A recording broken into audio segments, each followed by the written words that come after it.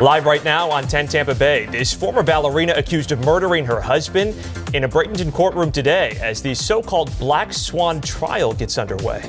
And new details reveal how the shooter managed to fire several rounds at the Trump rally, even after multiple people spotted him. Plus, our Verified team looks into a viral post claiming to be from a Secret Service sniper. And just 48 hours away from a big decision that will impact the Rays' future in St. Pete, the changes made today ahead of a major vote Thursday in the gas plant district redevelopment plan. But first, our meteorologists are tracking thunderstorms moving out of our area. You're watching 10 Tampa Bay here at 5. I'm Josh Sidorowitz in for Frank. Look outside at Lakeland right now, just looking at those clouds, a little bit ominous out there. We're going to get right to meteorologist Mike Prangley and for Bobby with our weather impact forecast. Hey, Mike. Hey, good to see you. In fact, earlier we had a weather impact alert day. It does look like that has expired, so that's the good news. We don't have any weather watches or warnings out there. Still a few areas to watch, though, for those thunderstorms. You know, earlier we had incredible lightning across areas of Pinellas County. Things have since settled down, but areas that didn't see the rain earlier, okay, those are the areas seeing some of those pop-up thunderstorms now. So we're watching areas like Avon Park, Arcadia. Let's zoom right in, and you can see some really tough travel. A lot of lightning, up to 1,000 lightning strikes per hour. And as we zoom right in, tough travel along Highway 70, really between Platte and areas of Pine Level. So really tough to see out there. So as I say, when in doubt, sit it out. If you can't see when you're driving, it's just not worth it. Then we move a little closer to areas of Sarasota. We've got another pop-up shower toward Bee Ridge, some very heavy rain along I-75. In fact, this is slowly inching off to the north, so areas of Tatum and Pinecraft could see some of those heavy showers in the next few minutes at 5:16. Here's our Van Wezel camera. Yes, verifying the cumulonimbus cloud. It looks like the heaviest rain will stay just off to the east of Sarasota. We'll track more of those showers and talk about a pattern change coming up the next couple of days. All right, see you in a few minutes, Mike. We are now 48 hours away from a decision that will have a major impact on the future of the Rays in St. Pete. City Council wrapping up their final workshop before an expected vote on the massive gas plant redevelopment project. And that includes a new ballpark. 10 Tampa Bay's Aaron Parsegian has been following this saga since the deal was first announced back in the fall. And he's live outside City Hall with the next steps. Aaron? Yeah, today was really a tying of the loose ends. City Council going over some of the bigger changes made to those agreements over the last couple weeks. Now, this is all part of what's been a several-month process for City Council to really scrutinize everything that's included in that $6.5 billion redevelopment proposal, which with a new Rays Stadium would include about $600 million in public investment from the city and Pinellas County combined. Some updated changes include an additional 2 acres of open space and development of a grocery store and child care center as part of the plans, alongside parking garages, affordable housing units, hotels, and more. Now, Mayor Ken Welch and City Council members who have signaled support for the deal believe the project will be transformative for the city.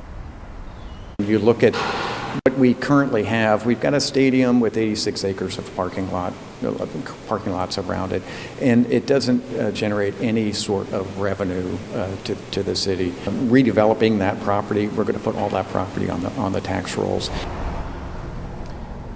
But not all of council is on board. At least 3 members have frequently raised concerns about the public costs and the price the city will be selling the land for. There have also been protests for the city to strike a so-called better deal. Again, no decisions have been made today. There was no public comment, but that major vote expected on Thursday. And Aaron, there are so many details in this proposal with clearly not everyone satisfied. Any idea on the chances of this actually being approved on Thursday? Well, we can't say for sure, Emerald, but we do know there was a vote held last month, a preliminary kind of procedural vote by City Council to move this project forward. That was approved as a vote on 5-3, with 5 City Council members approving it. Now, based on conversations I've had and the temperature in the room of some of these discussions, it seems like we're in line for a similar result when this goes up for a vote on Thursday. Live in St. Petersburg, Aaron Parsegian, 10 Tampa Bay. And so it goes. We shall see. Aaron, thank you. Now to a case that has gained national attention. It was featured on the true crime series 48 Hours, and now the trial of the former ballerina accused of shooting is set to begin next week. And some are calling it the Black Swan murder trial. And today, Ashley Benefield was in a Bradenton courtroom for a pre-trial hearing. And 10 Tampa Bay's Adure Achumba joins us in the studio with the latest on this case. That's right. Ashley Benefield admits to shooting and killing her husband, Douglas, back in 2020. The shooting happened in her mother's home in the Central Park area of Manatee County. She's charged with second-degree murder. Tonight, she's still hoping Florida's Stand Your Ground law will help her claim of self-defense. Now, if convicted, Ashley Benefield could be facing life in prison. Now, the trial will begin with jury selection on Monday. In studio, Aduria Chumba, 10 Tampa Bay. To an update now in the sentencing of Sebring bank shooter Zephan Zaver. Today, the judge set a November date for his attorneys to submit additional evidence before she officially decides his fate. A jury recommended the death penalty for the former prison guard trainee just about 3 weeks ago, but the judge still has the final say. This process here is called a Spencer hearing. It's a standard practice in a death penalty case. Zaver pleaded guilty to murdering 5 women at a SunTrust bank in Sebring in 2019. And you are taking a live look at day 2 of the Republican National Convention in Milwaukee. And right now, anticipation is building as former President Donald Trump prepares to make his headlining speech on Thursday as the official party nominee. He attended the event last night with a bandage over his right ear. It is the first time he's been seen since Saturday's attempted assassination. And it comes as we learn more about the investigation into the person investigators believe is a shooter and what led up to him pulling the trigger. Sources tell CBS News 3 local law enforcement snipers were stationed inside the building the shooter used in his attack. At one point, one of the snipers apparently spotted the gunman sitting outside the building and took a photo of him. But by the time they responded, he had already scaled the building. Now, some have questioned if Secret Service could have done more to prevent this shooting. And now a viral post online claims one of the snipers at the rally was prevented from killing the shooter before he took aim at Trump. Our Verified team looked into the legitimacy of the post after several of you asked. The post you can see here claims to be from a sniper named Jonathan Willis, who was working at the rally, and says, quote, "I had the assassin in my sights for at least 3 minutes, but the head of the Secret Service refused to give the order to take out the perp," end quote. However, our Verified team sources here, including the Secret Service, Pennsylvania State Police, and the Butler Police Department, all confirmed they do not have any employees named Jonathan Willis. A spokesman for the Secret Service told Verified the claim is, quote, "categorically false." They say snipers are trained and instructed to act whenever they see a threat and do not await instructions before taking a shot to neutralize a suspect. Our Verified team rates this post as fake. Ahead on 10 Tampa Bay, major road closures on our busiest highways could impact your commute through the rest of the week. We'll get you up to speed after the break. 2 major organizations are coming together for an even bigger reach. Next, how they plan to help even more local families in need than ever before. Keeping you informed, prepared, and connected. You're watching 10 Tampa Bay with Courtney Robinson, Frank Wiley, and Chief Meteorologist Bobby Deskins. 10 Tampa Bay is live right now. Courtney and Frank are off tonight. Josh Fedorowicz here alongside Emerald Morrow with you. 2 nonprofits aimed at protecting you and your family's mental health are now joining forces. That's right. The Crisis Center of Tampa Bay will be taking over Success for Kids and Families, which offers support and services for individuals and families coping with behavioral, emotional, or mental health challenges. As Tampa Bay's Hannah Deneen explains, the merger is intended to broaden each group's impact. And the merger is set to happen by January 1st of next year. Both groups say the move should not impact existing or future clients. Now, if you need mental health support for you or your family, you can reach out to Success for Kids and Families directly or through the Crisis Center by dialing 211. Take a live look outside at St. Pete Beach. Boy, it looks nice now, but we had some big thunderstorms rolling through the area all throughout the day. Let's get to meteorologist Mike Prankley. He's in for Bobby tonight. Mike, What are the rain chances looking like the rest of the evening and this week? Well, we're slowly quieting down. That's the good news in this forecast. And I know, Josh, the storms got your attention today. Oh, man, yeah. Okay, and Emmy, you stayed safe, Emerald? I stayed safe and dry. Very good. And what I did, I said, make sure you have your 10 Tampa Bay app because, you know, I'm showing a cloud behind me that grew up to 5 miles high. Think about that, over 50,000 feet. This is a cumulonimbus in St. Pete. So Tampa Bay Storm Chaser really captured it nicely. But many times they may grow, yes, vertically, but horizontally, sometimes they're less than 5 miles wide. So still one of those patterns where don't be surprised, your neighbors may get 2-3 inches of rain and you may miss the rain. Okay, so as we look at our weather impact though the rest of the evening, we're talking about these 5 mile high storms finally relaxing across the area. Let's come to the weather board here. So make sure you send us your photos and videos safely.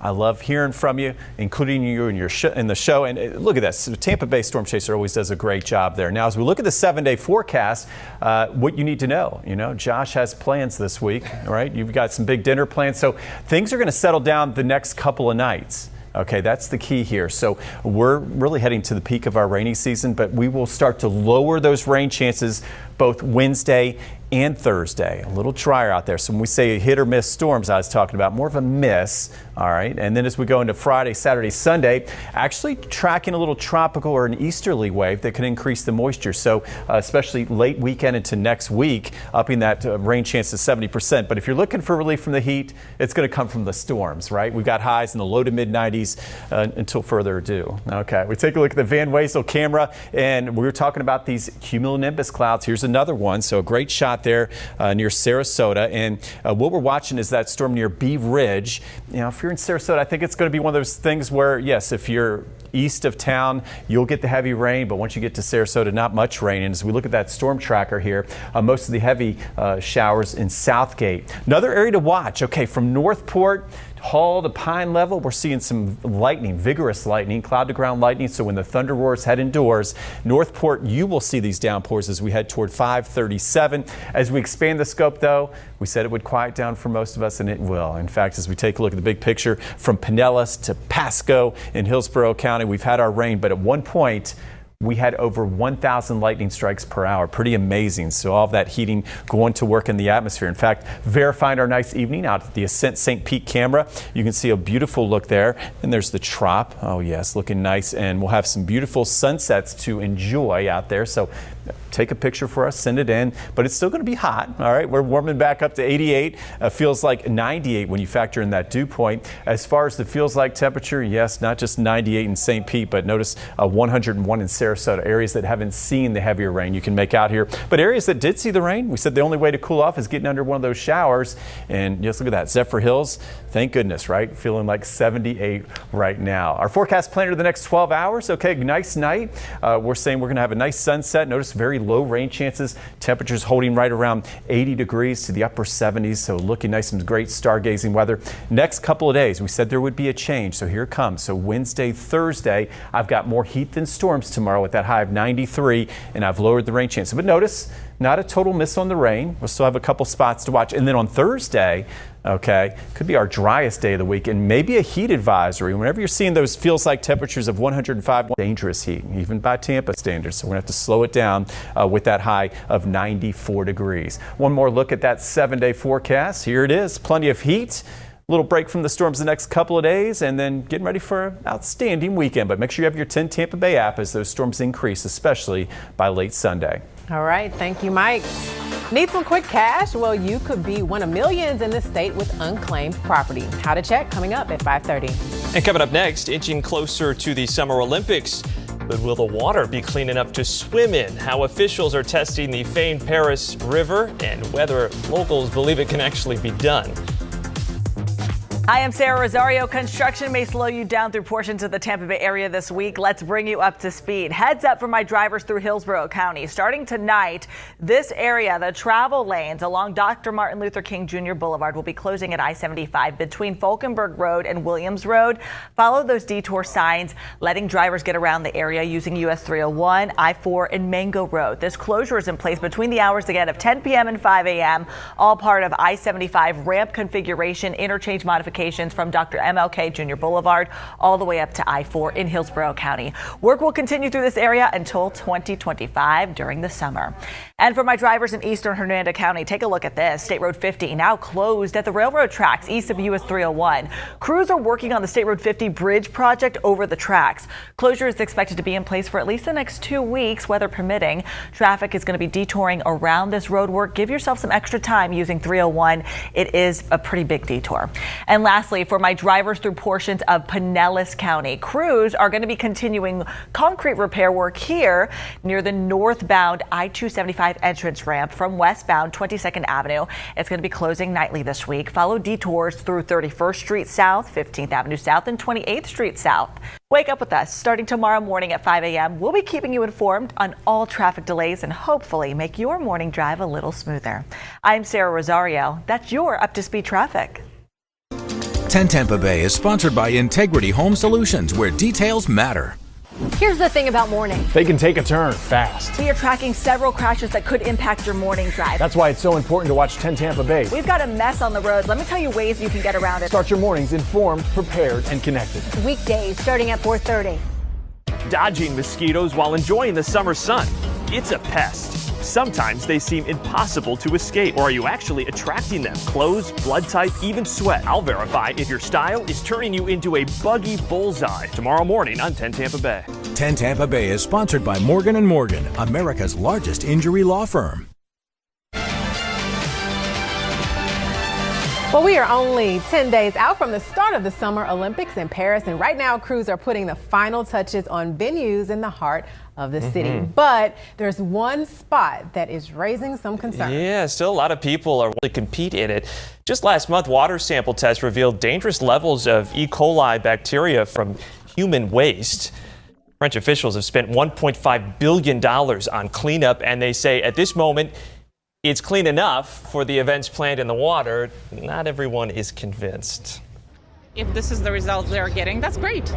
I hope nobody gets any skin disease during the Olympics. I'm sorry to say that. Personally, I wouldn't, but if the scientists say it's okay, well, why not?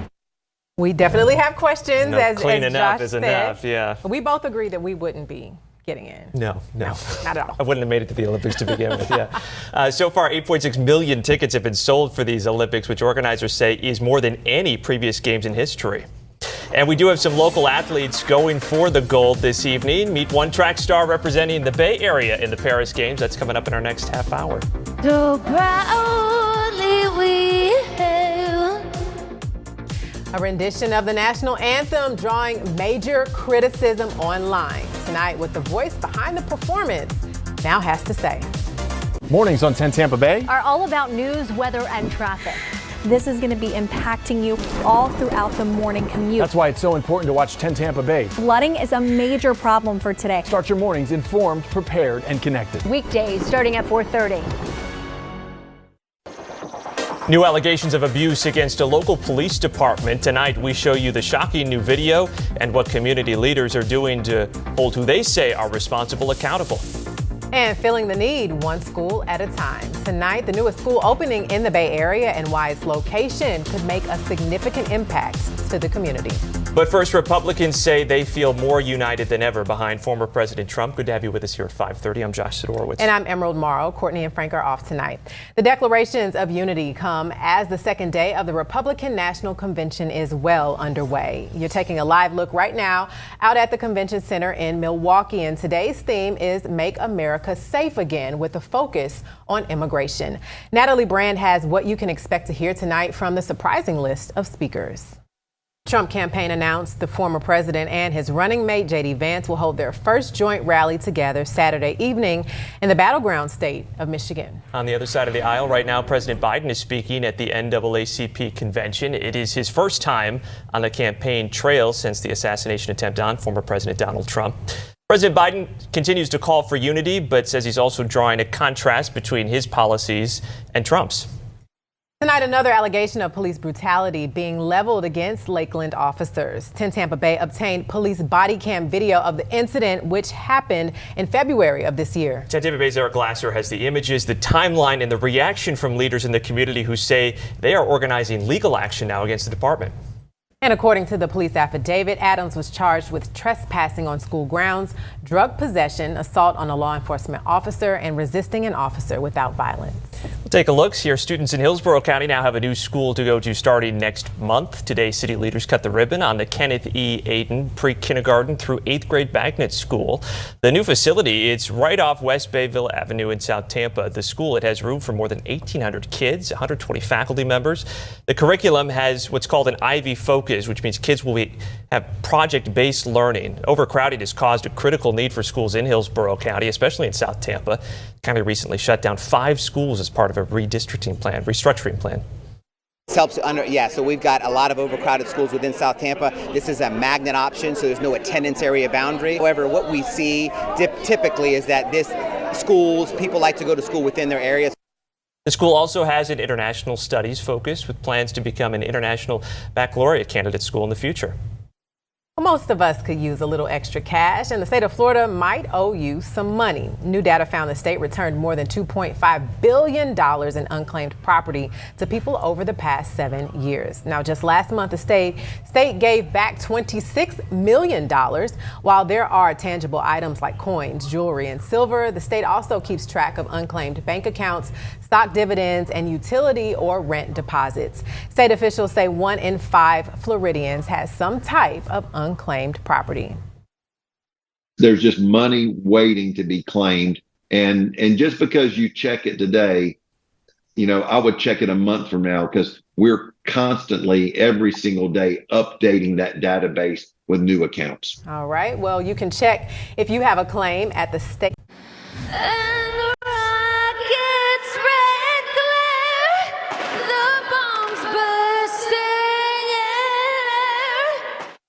Well, you've probably seen it and heard it on social media by now. This performance of the national anthem drawing some major criticism. And now the 4-time Grammy-nominated singer is speaking out. Ingrid Andres today on social media said that was not her last night. She says that she was drunk and she is now seeking help. She says that she is checking herself now into a rehab facility. All right. And Ingrid Andres has apologized to the MLB and to the country for her rendition. As students prepare to head off to college this fall, thousands who walked the stage just last month won't get that chance. Next, 10 Investigates uncovers why so many students in our area are leaving high school with certificates of completion instead of diplomas, even with passing grades. 10 Tampa Bay Closed Captioning is sponsored by Morgan & Morgan, America's largest injury law firm. Great things are happening in Tampa Bay. Meet the heroes who are changing lives and communities. Watch beautiful people every Thursday morning. Sponsored by Advent Health, helping the communities we serve to feel whole. When the weather changes, you feel the impact. And you told us alerting you when the weather turns severe is the most important thing we can do. That's why 10 Tampa Bay is taking forecasting to the next level with Weather Impact Alert Days. So you'll know when to be alert, how the weather will impact your day, and how to keep your family safe. Keeping you informed, prepared, and connected with Weather Impact Alert Days only on 10 Tampa Bay. Keeping you informed, prepared, and connected. You're watching 10 Tampa Bay with Courtney Robinson, Frank Wiley, and Chief Meteorologist Bobby Deskins. 10 Tampa Bay is live right now. As students gear up for college this fall, thousands who took part in graduation ceremonies this spring will be left behind. And instead of diplomas, 10 Investigates found many students across the Tampa Bay area received certificates of completion that do not allow them to enroll in college, go to the military, or in many cases, even get decent jobs. In 2023, Florida schools gave out more than 6,000 of these to students, many of them held back by a single test.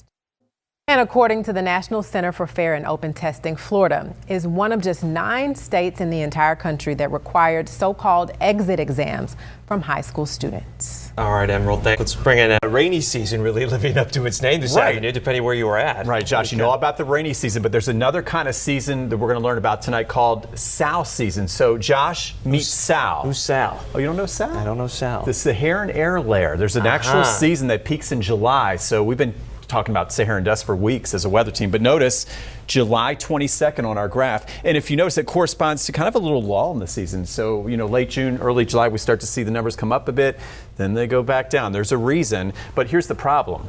Sal doesn't like staying around too long. In fact, as we go into August, it lifts, and then, Sal's dry air. Think of it as dry air. And hurricanes and tropical systems need a lot of moisture. And once it lifts, we're going to climb the mountain together. All right, we'll get there together. No fear.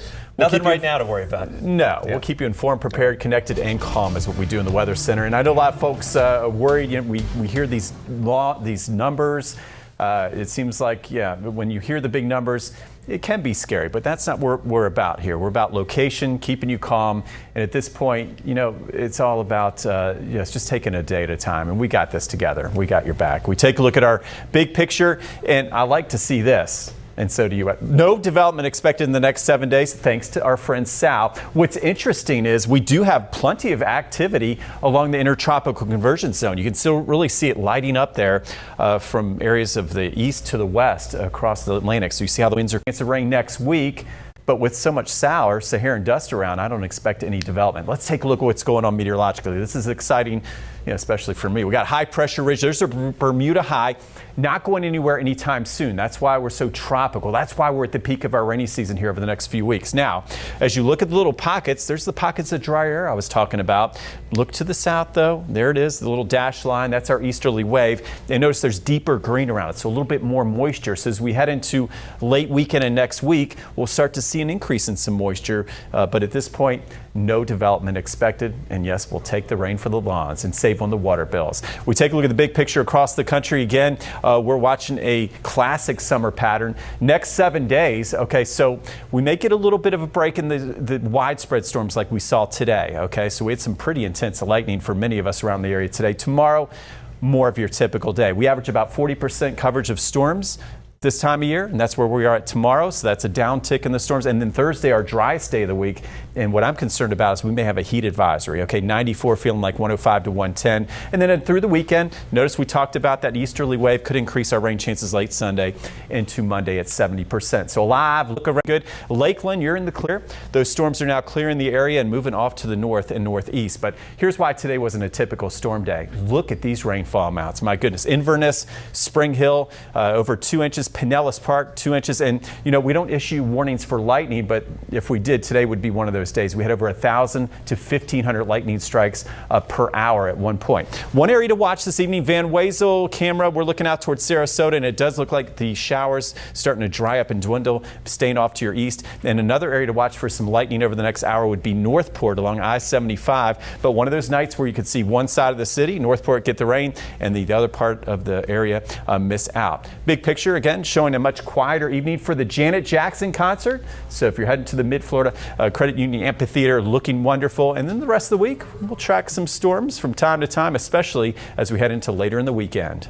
All right, thank you, Mike. With less than 2 weeks till the Summer Olympics, we're looking into local athletic stars. Up next, the future Olympian from Pinellas Park and how she plans to cross the finish line first. And Carolina Lee joins us now with what's coming up next this week. Yeah, so Emerald, tonight 10 Investigates has a big update on a story we have been following for months now. What is now happening with a local pool contractor accused of leaving several jobs unfinished. Plus, what you should be doing right now to be on the lookout to protect your property. That's coming up in just 10 minutes. We are just 10 days away from the Summer Olympic Games, and right now thousands of athletes across the world are gearing up for a chance to bring home the gold in Paris. And a handful of those are from right here in the Bay Area. We did get a chance today to speak with an Eastlake High School alum competing in the Paris Games. So exciting. Just weeks from now, Pinellas County's Parker Valvey will run 25 laps around an Olympic-sized track for the 10,000-meter marathon. Wow. Making the team, she said, feel like a dream come true. It's very surreal.